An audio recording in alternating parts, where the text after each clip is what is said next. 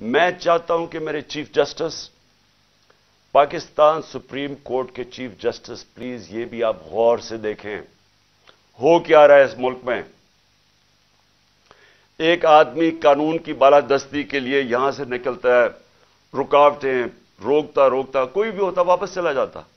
उसके बावजूद वो सिर्फ ये बताना चाहता था, पता होता है कि इन्होंने मुझे जेल में डालना है, क्योंकि तैयारी तो हमें पूरी नजर आ गई। रास्ते इतनी पुलिस एफसी तो मैंने कभी देखी नहीं है एक आदमी के लिए।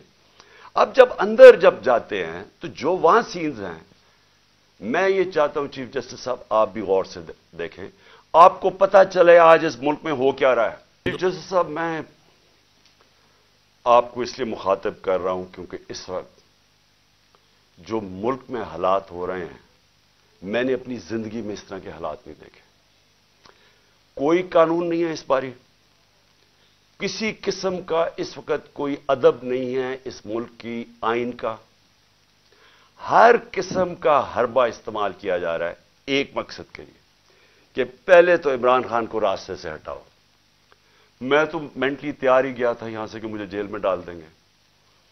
जेल में नहीं, ये डरे हुए हैं कि अब जेल में भी अगर ये गया तो जो इस मुल्क के हालात हैं, इलेक्शन के रिजल्ट तो वाज़ेह हैं, ये जो मर्जी कर लें, ये तो अब इलेक्शन जीत ही नहीं सकते, जो जितनी मर्जी धांधली कर लें। इसलिए वो चाहते हैं कि इसको कत्ल करना। मैं ये क्यों बार बार कह रहा हूं कि मेरी जब जिंदगी खतरे में है, मुझे क्यों इस तरह की अपीयरेंसेस करने देते हैं।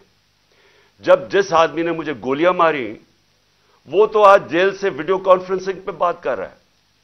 मैं जब निकलता हूं बाहर, पहले तो मेरी जान खतरे में होती है, कोई प्रोटेक्शन नहीं होती। उसके बाद दूसरी चीज, जैसे मैं बाहर निकल के वापस आता हूं और दहशतगर्दी के केस हो जाते हैं।